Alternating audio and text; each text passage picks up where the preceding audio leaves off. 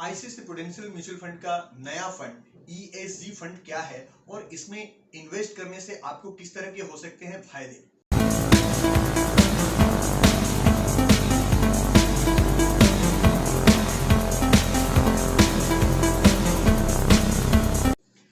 Hello everyone, मेरा नाम है विनोद चौधरी और मैं फाउंडर हूं इन्वेस्टमेंट जंक्शन का।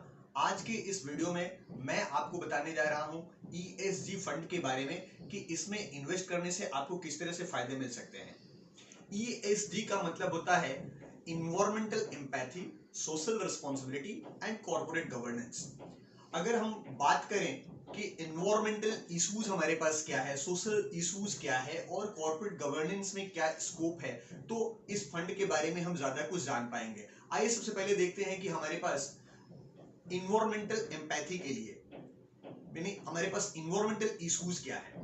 इन्वायरमेंटल इश्यूज की अगर हम बात करें तो हम ये देखते हैं कि हमारा देश जो है वर्ल्ड के टोटल लैंड का 2.5 यानी कि 2.5% सिर्फ हमारा टोटल लैंड इंडिया के पास में है और इसमें वर्ल्ड की 17% आबादी निवास करती है। तो इससे समझ में आता है कि हम लोग कितना डेंसली पॉपुलेटेड है। अगर हम पॉल्यूशन लेवल की बात करें तो हमारे देश के 11 शहर वर्ल्ड के 12 ऐसे शहरों में से हैं जो वर्ल्ड के सबसे ज्यादा पॉल्यूटेड सिटीज में आते हैं।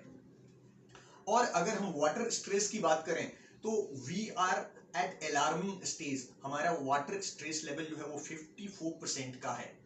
तो आप समझ सकते हैं कि हमारे पास इन्वायरमेंटल इश्यूज किस तरह के हैं। सोशल इश्यूज की अगर हम बात करें तो हमारे पास टोटल आबादी की 18% आबादी ऐसी है जो पॉवर्टी से जूझ रही है।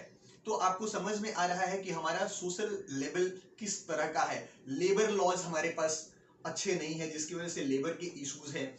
अगर जेंडर डिस्क्रिमिनेशन की बात करें तो लेडीज और जेंट्स का डिस्क्रिमिनेशन हमारे यहाँ बहुत है, इसकी वजह से भी प्रॉब्लम है। हमारे यहाँ इलिटरेसी का लेवल जो है वो लो है, इसकी वजह से हमारे यहाँ लेबर और सोशल डिस्क्रिमिनेशन और ये सब इश्यूज हमारे पास देखने को मिलते हैं।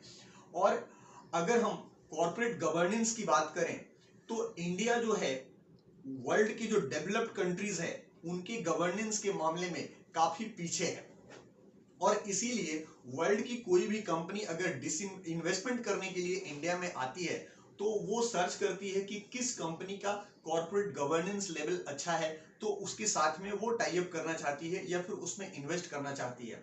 तो कॉर्पोरेट गवर्नेंस का लेवल अच्छा होना हमारी कंपनियों के लिए बहुत ही जरूरी है। और इंडिया में प्रायः ऐसा देखने को मिलता है कि कोई कंपनी जो है वो फ्रॉड कर गई और प्रोमोटर ही फ्रॉड कर गया। ऐसा बहुत सारा केसेस, जैसे सत्यम का केस हम लोगों ने देखा है, फिर अभी हाल ही में हमने यस बैंक और डीएचएफएल का इशू हमने देखा। तो इस तरह के कॉर्पोरेट गवर्नेंस के इशू हमको प्राय ही देखने को इंडिया में मिलता है, जो कि एक बहुत बड़ा चैलेंजिंग फैक्टर है।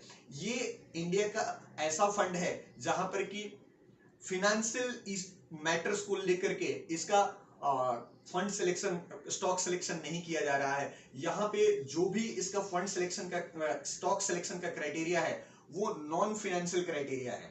यानी कि यहाँ पे पी रेशियो या फिर डेट टू इक्विटी रेशियो, इस तरह के जो फिनेंशियल स्टैंडर्ड होते हैं जिसके पैरामीटर पे आज तक फंड मैनेजर जो है वो कंपनीज का सिलेक्शन करते थे अपने फंड का पोर्टफोलियो बनाने के लिए, इस फंड में ऐसा कुछ नहीं किया जा रहा है। इसमें जो है नॉन फाइनेंशियल एस्पेक्ट, जो समाज से जुड़े हुए एस्पेक्ट्स हैं, उसको कंसीडर किया जा रहा है और उसके बेसिस पे कंपनीज का सिलेक्शन किया जा रहा है।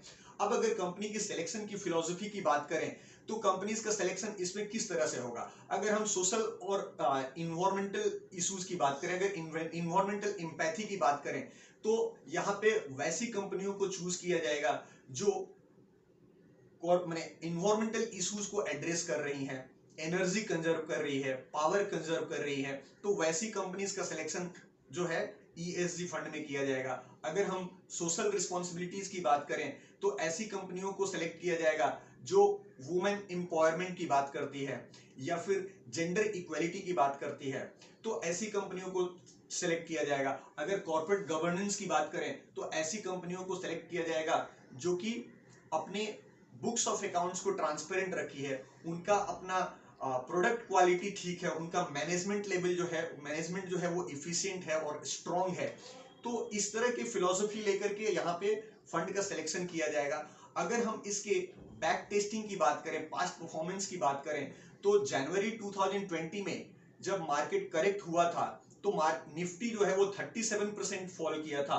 और ईएसजी से जुड़ी हुई जो कंपनी है, मतलब जो ईएसजी क्राइटेरिया में पड़ती है, ऐसी